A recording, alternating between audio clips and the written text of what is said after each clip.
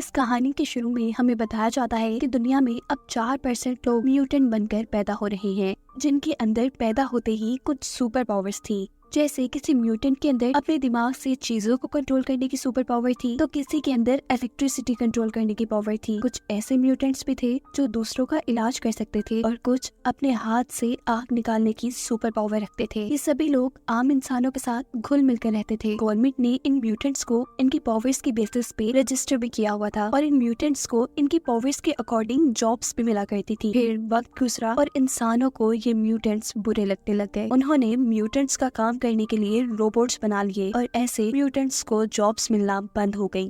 Mutants का बुरा इस्तेमाल होना शुरू हो गया। इंसानों ने साइक नाम की एक ऐसी ड्रग बनाई जिनको म्यूटेंट्स की रीढ़ की हड्डी से निकाला जाता था। इस सब के बाद हमें कॉनर नामी एक लड़के को दिखाया जाता है जो एक म्यूटेंट था। उसकी मॉम भी उसी जैसी म्यूटेंट थी और उन्हें कैंसर था। कॉनर उन्हें लेकर काफी परेशान रहता था। म्यूटेंट्स को क्योंकि काम मिलना भी बंद हो चुका था, इसलिए कॉनर के पास अपनी मॉम का इलाज कराने के लिए पैसे नहीं थे। वो एक कंस्ट्रक्शन साइट पर काम करने के लिए आता है। उसके पास क्योंकि इलेक्ट्रिसिटी को कंट्रोल करने की पावर थी, इसीलिए उसे घर पर वायरिंग करने का काम मिला था। लेकिन कुछ ही देर में यहाँ पर पुलिस ड्रोन्स आ गए थे जो ऐलान करते हैं कि जितने भी म्यूटेंट्स यहाँ काम कर रहे हैं वो सभी बाहर आ जाएं। बिना खास सर्टिफिकेट के ये म्यूटेंट्स अब मजदूरी भी नहीं कर सकते थे और यहाँ काम करने वाले कई म्यूटेंट्स में से एक म्यूटेंट के पास वो खास सर्टिफिकेट नहीं था। इस म्यूटेंट को अरेस्ट कर लिया जाता है और अपने आप को बचाने के लिए ये म्यूटेंट अपनी फायर वाली सुपर पावर्स का इस्तेमाल करते हुए ऑफिसर्स पर हमला करके वहाँ से भागता है और इतने में ही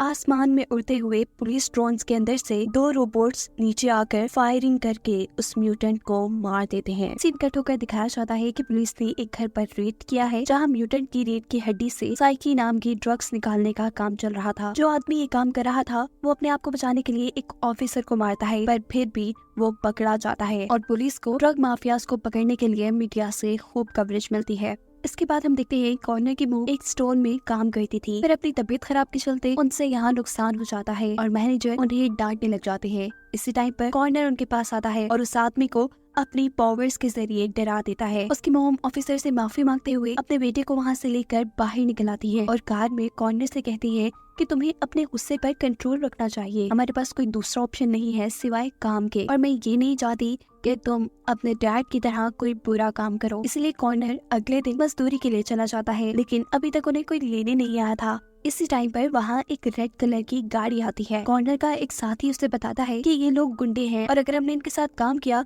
तो हम पुलिस के पंगों पे भी फंस सकते हैं। लेकिन उस रेड गाड़ी में बैठा गैरी नाम का आदमी जब कॉर्नर से ये कहता है कि उसे इलेक्ट्रिसिटी कंट्रोल करने वाले एक म्यूटेंट की जरूरत है और वो छोटे से काम के लिए उसे $200 देगा, तो कॉर्नर ना चाहते हुए भी उनके साथ चला जाता है। गैरी इन सबको लेकर आता है एक बेस पर जहाँ से इन्हें चोरी करनी थी, पर गेट में करंट तोड़ रहा था। कॉर्नर अपनी पावर्स का यूज करते हुए यहाँ का सारा करंट खत्म कर देता है, जिसके बाद एक लड़की अपनी आग वाली पावर्स से यहाँ के लॉक को मेल्ट कर देती है और ये लोग बड़े ही आराम से चोरी करके वहाँ से भाग जाते हैं। भागते हुए उनके पीछे पुलिस के ड्रोन लग चुके थे। ये लोग अपनी गाड़ी को एक ब्रिज के नीचे छुपाते हुए उसके ऊपर से रेड कवर उतार देते हैं और ब्रिज के बाहर जाने पर ड्रोन्स इस गाड़ी को डिटेक्ट कर ही नहीं पाते। ड्रोन वहाँ से चला जाता है और ये सब एक क्लब में आते हैं जहाँ इनके ग्रुप के लीडर यानी गैरी को एक और टास्क मिलता है एक बैंक को लूटने का, जिसके बदले उनको काफी पैसे मिलने वाले थे। दिखाया जाता है कि पुलिस ऑफिसर अब उस पॉइंट पे है जहाँ पिछले दिन गैरी और कॉर्नर ने चोरी की थी। पुलिस जान जाती है कि ये काम उसी माफिया गैंग का है जिनके पीछे वो काफी टाइम से पड़े हुए हैं और हम उनके गैंग को किसी इलेक्ट्रिसिटी कंट्रोल करने वाले म्यूटेंट ने ज्वाइन किया है, जिसका अंदाजा उन्हें यहाँ के खराब हुए इलेक्ट्रिसिटी गेट से लगा था। यहाँ गैरी कॉर्नर की पावर्स का अंदाजा लगाने के लिए उसे एक कार के अलार्म सिस्टम को बंद करने को कहता है। कॉर्नर के ऐसा करते ही वो लोग इस कार को चुरा कर एक बेस में पहुंचते हैं जहाँ गैरी कॉर्नर की ट्रेनिंग करना शुरू कर देता है। कॉर्नर को $25,000 दिए जाते हैं। यहाँ कॉर्नर को ये भी पता चलता है कि गैरी के पास अपने दिमाग से चीजों को कंट्रोल करने की पावर है, यानी वो भी एक म्यूटेंट है। इसके बाद ये लोग उसी बैंक पे जाते हैं जिसे इन्हें लूटना था। वहाँ के सारे सिक्योरिटी सिस्टम का पता चलाने के बाद ये लोग बैंक लूटने का एक प्रॉपर प्लान बनाते हुए आखिर एक दिन अपने पूरे गैंग के साथ इस बैंक को लूटने के लिए यहाँ पे पहुँच जाते हैं।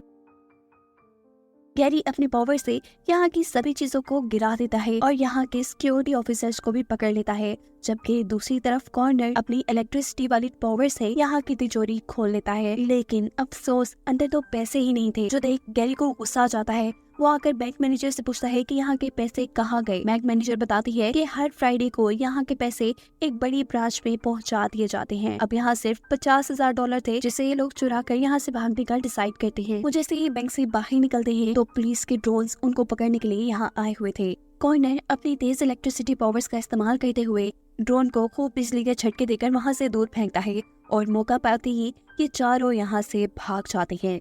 गैरी अब भड़का हुआ उस क्लब में आया था जहाँ वो माफिया के बंदे से मिलता है। वो उसे खूब सुनाता है कि तुम्हारे पास जितनी भी इंफॉर्मेशन थी वो गलत थी, वहाँ पर बिल्कुल पैसे नहीं थे, हमने इतना बड़ा रिस्क भी लिया और हमें मिले सिर्फ $50,000 और मैं जानता हूँ जिसमें से तुम मुझे कुछ नहीं दोगे। इनकी इन्हीं बातों के दौरान एक लड़की पीछे से माफिया के आदमी के ऊपर हमला करने आती है जिसे वक्त रहते ही कॉर्नर देख चुका था। वो उसे करंट देकर वहाँ से खत्म करता है, जिसके बाद वो लड़की कॉर्नर को पकड़कर कॉर्नर को ही मारने वाली थी, पर पीछे से गार्ड उसे शूट करके मार देते हैं। कॉर्नर को बस हाथ पे छोटी सी चोट आई थी। क्लब में मौजूद एक लड़की उसके पास आकर उसका जख्म ठीक कर देती है, जिसे देखकर कॉर्नर बहुत हैरान होता है और वो कहता है कि तुम्हारे पास तो लोगों को ठीक करने की ताकत है, तुम इन बुरे लोगों के साथ क्या कर रही हो। इससे पहले कि वो लड़की को जवाब देती एक गार्ड उसे बुलाने आ जाता है, ये कहते हुए कि तुम्हें बॉस बुला रहे हैं। यकीनन वो बॉस की फ्रेंड थी। कॉर्नर अब घर आ जाता है जहाँ वो देखता है कि उसकी मॉम ने उसके संभाले हुए सारे पैसे देख लिए हैं। वो ये बात जान गई थी कि कॉर्नर अब कोई काम नहीं कर रहा बल्कि बुरे कामों में लग चुका है। जिसका जवाब कॉर्नर देता है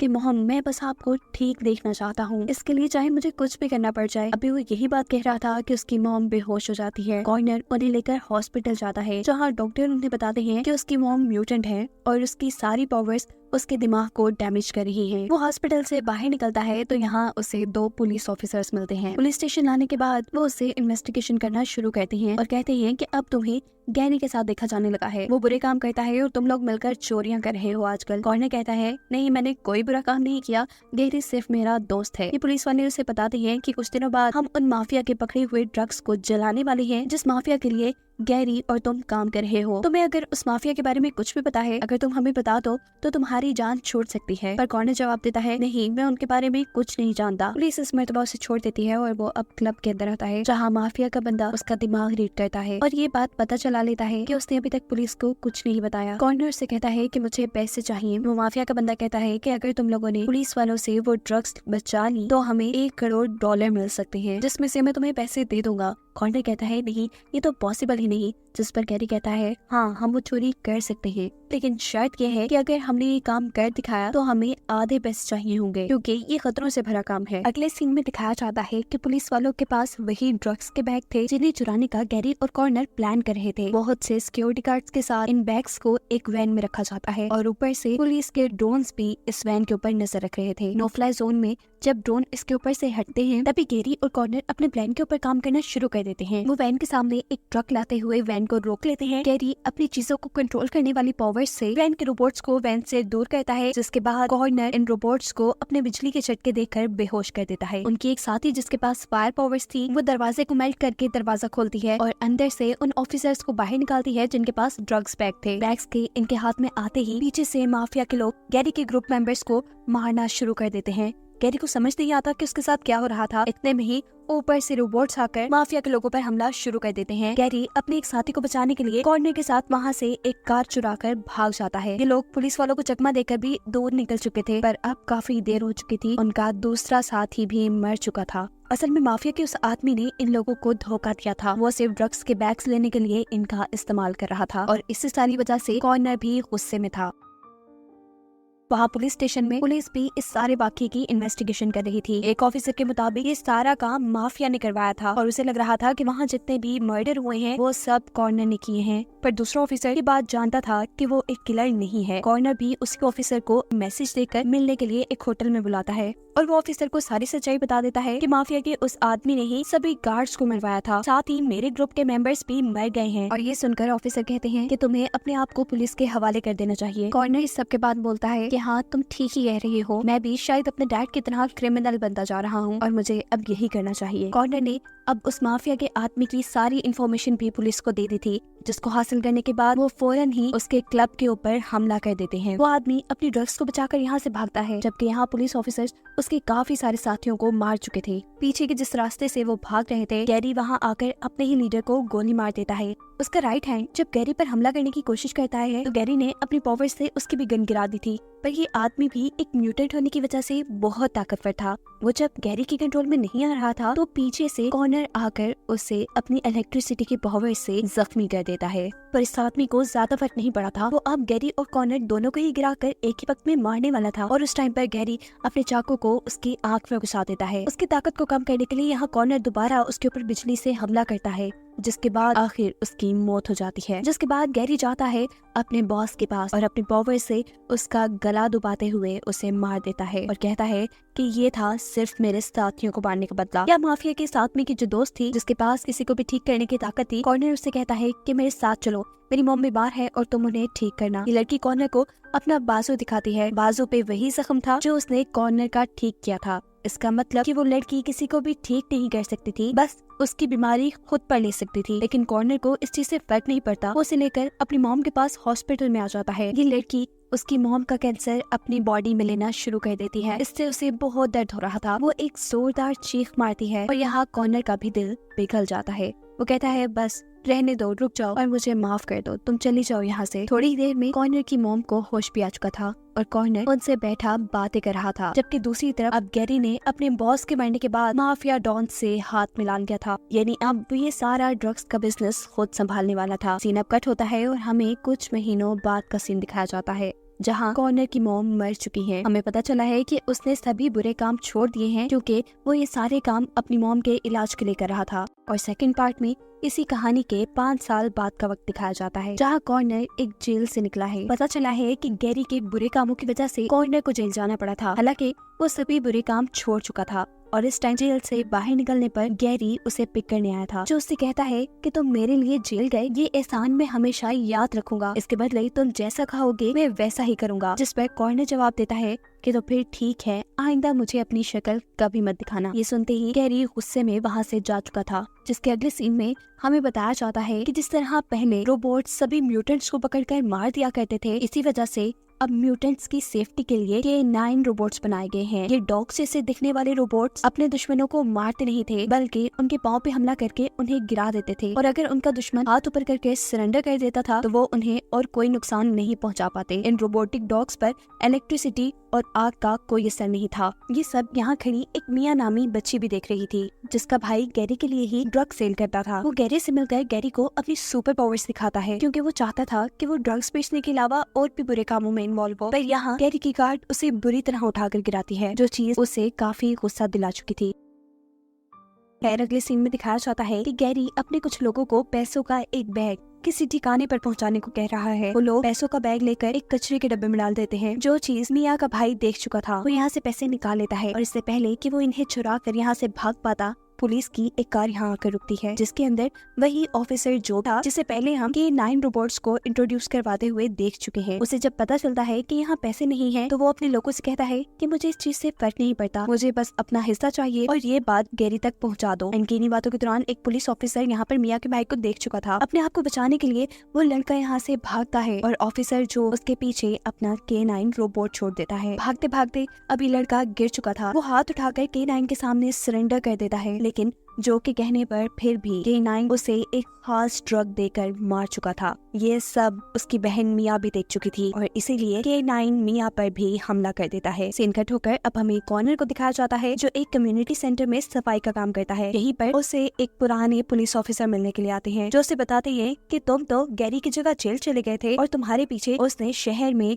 साइकी ड्रग का एक बहुत बड़ा बिजनेस कर लिया है। यहाँ तक कि उसने पुलिस के बड़े ऑफिसर्स को भी साथ मिला लिया है। मैं चाहता हूँ कि तुम उन्हें पकड़वाने में मेरी मदद करो। पर कॉर्नर ऑफिसर को ये कहते हुए साफ मना कर देता है कि मैं अब उनके साथ काम नहीं करता और ना ही मेरे पास उनकी कोई जानकारी है। यहाँ कॉर्नर जो अपने कम्युनिटी सेंटर के बाहर से सफाई कर रहा था, उसे एक कैबिन के अंदर मिया डरी हुई दिखाई देती है। वो उसे लेकर अंदर आ जाता है। कम्युनिटी सेंटर की मालिक मिया से बात करती है और इन्हें पता चलता है कि रात में मिया के भाई को पुलिस डॉग्स ने मार दिया। कॉर्नर को उस बात पे यकीन नहीं हो रहा था, क्योंकि वो डॉग ऐसा काम नहीं करते थे। यहाँ न्यूज में वो लोग देखते हैं कि मिया के भाई के ही मरने की खबर चल रही थी और ऑफिस ऑफिसर जो सबको बता रहे थे कि वो लड़का ड्रग की ओवरडोज लेने की वजह से मर गया। मिया गुस्से में टीवी बंद कर देती है और कॉर्नर से कहती है नहीं ये झूठ बोल रही है, वो ड्रग्स नहीं लेता था। अभी कॉर्नर तो उसकी पावर्स देख के हैरान था और तभी मिया बोलती है कि मुझे सुनाई दिया है कि यहाँ पर पुलिस ऑफिसर्स पहुंच चुके हैं। ये दोनों पुलिस से बचने के लिए अब बिल्डिंग के भी पिछले रास्ते से भागते हैं, लेकिन पीछे से पुलिस के ड्रोन्स के अंदर से रोबोट्स इनको पकड़ने के लिए उतर चुके थे, जिनके ऊपर कॉर्नर अपनी इलेक्ट्रिसिटी पावर से हमला करके उन दोनों को ही तोड़ देता है और मिया ऊपर चलने वाले ड्रोन को अपनी पावर से बंद कर देती है। ये लोग भागकर एक रेस्टोरेंट में जाते हैं और यहाँ कॉर्नर गैरी को मिलने के लिए बुलाता है। गैरी उससे पूछता है कि क्या बात है, तुमने मुझे यहाँ क्यों बुलाया? जिस पर कॉर्नर जवाब देता है कि मुझे किसी को इस शहर से बाहर निकालना है, वो भी पुलिस की नजरों से बचाते हुए। गैरी कहता है मैं जान वही लड़की ना जो तुम्हारे पीछे बैठी है, जिसका भाई मेरे लिए ड्रग्स बेचने का काम करता था। उसने मेरे और मेरे पार्टनर्स के दरमियान में चोरी की और ऑफिसर्स के हाथों वो मारा गया। ये सब इस लड़की ने भी देख लिया है और ऑफिसर इस लड़की को ढूंढ रही है। इस लड़की की सुपर पावर्स भी कमाल की हैं। कॉर्नर हैरान था कि गैरी को ये सारी बातें कैसे पता है। गैरी कहता है वो सब तुम छोड़ दो, तुम इस लड़की को सेफ रखना चाहते हो और इसकी जिम्मेदारी मैं ले लूंगा, लेकिन इसके लिए इसके दिमाग से वो मेमोरी निकालनी पड़ेगी जिसमें इसके भाई को पुलिस ऑफिसर्स ने मारा था, नहीं तो पुलिस वाले इसे पकड़कर मार देंगे। ये लोग इस बच्चे को लेकर अब एक ऐसी औरत के पास आती है जो मिया का हाथ पकड़कर उसके भाई की मेमोरीज को उसकी यादों से मिटाना शुरू कर देती है। कॉर्नर कहता है कि हमने तो सिर्फ एक याद मिटाने की बात की थी और तुम सारी बातें मिटाने चले हो। जिस पर वो औरत कहती है कि एक याद नहीं मिट सकती, सारी यादें मिटाना जरूरी है। कॉर्नर ऐसा नहीं चाहता था। वो ये सब बंद करने के लिए जैसे ही आगे बढ़ता है तो गैरी का एक आदमी अपनी आंख से उसके ऊपर हमला कर देता है, जिससे बचने के लिए कॉर्नर उसका हाथ जैसे ही ऊपर करता है तो ऊपर लगे हुए पानी के पाइप फट जाते हैं। ऐसे मिया की यादें मिटाने का सिलसिला रुक जाता है और दूसरी तरफ कॉर्नर बहुत ज्यादा गुस्से में आ चुका था। वो गैरी से इस बुरी चाल का बदला लेने के लिए यहाँ पानी के अंदर करंट छोड़ देता है। गैरी के साथ उसके सभी साथियों को बहुत बुरा करंट लगता है और अब वो मिया को लेकर अपनी बॉस के पास आ जाता है। मिया इस टाइम कॉर्नर से नाराज थी और उसकी बॉस मिया का गुस्सा ठंडा करने के लिए उसे कहती है मैं जानती हूँ कॉर्नर को, वो एक अच्छा आदमी है, हाँ बस कभी कभार कुछ बुरे काम कर जाता है, लेकिन मैं जानती हूँ कि तुम उसे इसके लिए माफ कर दोगी। इसी टाइम इन लोगों के ऊपर पुलिस वाले नजर भी रख रहे थे। ऑफिसर जो इनकी लोकेशन गैरी को बता देते हैं, जो इनकी गाड़ी को एक पुल के नीचे रोक लेता है। वो यहाँ पर मिया को मारना चाहता था। कॉर्नर से कहता है कि तुम मेरे स्थान का बदला इस बच्ची को मार कर ले रहे हो, इस बच्ची को मारने से पहले तुम्हें मुझे मारना पड़ेगा। गैरी उसे मारने के लिए गन तानता है, लेकिन अपने इतने पुराने दोस्त को वो मार नहीं पाता। देखते हैं कि ऑफिसर जो ने 2 रोबोट्स के जरिए इनके ऊपर नजर रखी हुई थी। जब वो ये देखता है कि गैरी अपने दोस्त कॉर्नर को नहीं मार पाया तो वो इन सब को मारने का हुक्म दे देता है। ये रोबोट्स वहाँ गोलियां चलाते हैं जिससे गैरी के सभी साथी मारे जाते हैं और साथ ही कॉर्नर की बॉस भी जख्मी हो जाती है। ये लोग अगर कुछ ही देर यहाँ और रुकते तो मारे जाते। ये इकट्ठे यहाँ से निकलने का फैसला करते हैं। जिस दौरान कॉर्नर की बॉस मारी जाती है, मिया और कॉर्नर को लेकर गैरी अपने घर आता है। यहाँ मिया के कहने पर कॉर्नर गैरी का इलाज करता है, जिसके बाद कॉर्नर मिया से कहता है कि लाइफ में बड़े बड़े हादसे हो जाते हैं, लेकिन हमें ऐसे हार नहीं माननी चाहिए। वैसे भी मेरे पास एक और भी ऐसा बंदा है जो हमारी मदद कर सकता है। ये लोग अब उस पुलिस ऑफिसर के पास जाते हैं जिसने गैरी और ऑफिसर जो को पकड़ने के लिए पहले कॉर्नर से मदद मांगी थी। ऑफिसर अब कॉर्नर से कह रहे थे कि जो को पकड़ना इतना आसान नहीं है, उसके पीछे पॉलिटिशियंस और ड्रग माफिया है जो उसे इतनी आसानी से फंसने नहीं देगा। कॉर्नर से पूछता है कि आखिर कोई तो ऐसा रास्ता होगा जिससे हम उसे पकड़वा पाए। तब मिया कहती है हाँ एक रास्ता है, उसके K9 डॉग हर चीज रिकॉर्ड करते हैं, हम उन रिकॉर्डिंग्स के जरिए उसके बुरे कामों को लोगों तक ला सकते हैं। तब गैरी इन्हें बताता है कि जो के पास उसका एक पर्सनल K9 डॉग भी है और उसी ने ही मिया के भाई को मारा था। अगर उसकी सारी मेमोरी को किसी डिवाइस में ट्रांसफर कर दे तो उनका काम बन सकता है।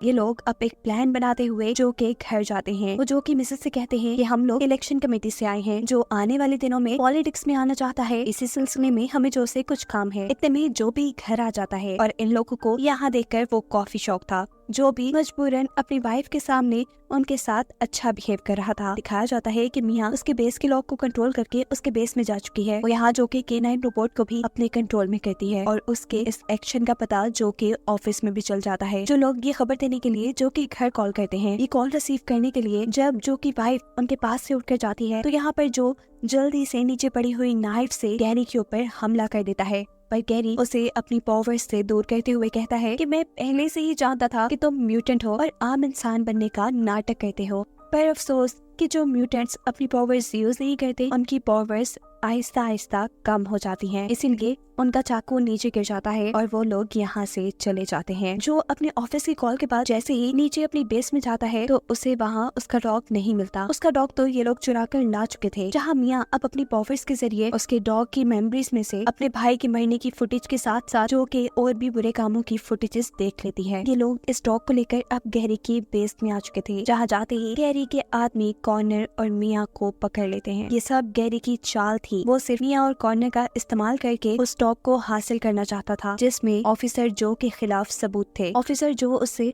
उसके ड्रग्स बिजनेस का आधा प्रॉफिट ले लिया करते थे, पर अब उसके पास जो के खिलाफ सबूत थे जिसका इस्तेमाल करते हुए वो जो को ब्लैकमेल कर सकता था। पीछे जो भी अपनी पूरी फोर्स के साथ आ चुका था, जिसके बाद गैरी उसके K9 रोबोट की सर को छोड़कर पूरी बॉडी लेकर जाता है और कहता है ये पकड़ो अपना रोबोट, इसका सर अब मेरे पास है जिसमें तुम्हारे खिलाफ सबूत हैं और अब तुम मुझे ब्लैकमेल नहीं कर सकते। ये सुनते ही जो चाकू से उसके ऊपर हमला कर देता है। कॉर्नर गैरी के बंदों से कहता है कि जल्दी से वो सर मेरे हवाले कर दो, अगर वो लोग यहाँ आ गए तो तुम लोग कुछ भी नहीं कर पाओगे। ये सुनते ही गैरी के लोग उन्हें K9 रोबोट का सर दे देते हैं, पर फोर्स अब यहाँ तक आ चुकी थी। कॉर्नर अपनी इलेक्ट्रिसिटी की पावर से इन लोगों के ऊपर हमला करता है, जिस हमले से इनको कुछ भी नहीं होता। तभी ऑफिसर्स यहाँ गैरी के लोगों को मारना शुरू कर देते हैं और कॉर्नर वक्त रहते ही मिया को लेकर यहाँ से भागने लगता है। लेकिन अब ऑफिसर्स इनके पीछे अपना K9 रोबोट छोड़ देते हैं। जो K9 रोबोट अब कॉर्नर पर हमला कर चुका था, कॉर्नर उसे अपनी इलेक्ट्रिसिटी की पावर से मारने की कोशिश करता है, जिससे इस रोबोट को कुछ भी नहीं होता। ये डॉग अब कॉर्नर को ड्रग की ओवरडोज देकर मारने वाला था कि तभी मिया उस डॉग को अपने कंट्रोल में कर लेती है। इतने में ही पीछे से पुलिस ऑफिसर एक नए K9 डॉग के साथ आ जाता है, जिसके ऊपर मिया अपने कंट्रोल किए हुए K9 डॉग से हमला करवाती है। वो पुलिस ऑफिसर इस दौरान लगातार इनके ऊपर गोलियां चला रहा था। मिया अपने कंट्रोल किए डॉग से उस ऑफिसर को भी मारने का कह देती है। जो डॉग चंद ही मिनट में ड्रग की सारी डोज देकर उसे मार देता है, पर दिखाया जाता है कि उस ऑफिसर की एक गोली मिया को भी लग चुकी थी। मिया को बचाने के लिए कॉर्नर जल्दी से उसे उठाते हुए बिल्डिंग से नीचे आ जाता है। इस वक्त पर एक और K9 डॉग उनके ऊपर हमला करने वाला था, लेकिन तभी यहाँ पर जख्मी गैरी अपनी पावर्स से उस रोबोट को रोक लेता है। कॉर्नर यहाँ इशारा करके एक न्यूज रिपोर्टर को बुलाता है और उसके कैमरा में मिया की पावर्स का यूज करते हुए जो के डॉग की सभी मेमोरीज डाल देता है। अब पूरा शहर जो के बुरे कारनामे देख रहा था। जहां वो पहले कहा करता था कि उसके K9 रोबोट किसी को नुकसान नहीं पहुंचाते, लेकिन इन्हीं K9 रोबोट्स ने बहुत से लोगों की जान ली हुई थी, जो ने बहुत से लोगों को मरवाया था और भी बहुत से बुरे काम किए थे। जो सारी चीजें उसकी वाइफ ने भी अब देख ली थी। जो अभी सब कुछ देखकर कॉर्नर को शूट करने वाला था, लेकिन यहाँ पर भी गैरी अपनी पावर्स से उसके हाथ को कंट्रोल कर लेता है और वो पुलिस ऑफिसर जो कॉर्नर की मदद कर रहा था वो यहाँ आकर जो को अब अरेस्ट कर चुका था। जिसके बाद सीन यहीं से कट होकर कुछ माह बाद का सीन दिखाया जाता है, जहाँ कॉर्नर अब दोबारा से कम्युनिटी सेंटर में सफाई का काम करने लगा है। अब यहाँ पर काफी बच्चे भी आते हैं और यही हमें मिया भी देखने को मिलती है। दूसरी तरफ जो कभी उसके बुरे कामों की सजा मिल चुकी थी और ये खबर न्यूज पर गैरी जेल में देख रहा था, जो सुन वो काफी खुश था और यही दिखाते हुए ये कहानी यहाँ खत्म हो जाती है।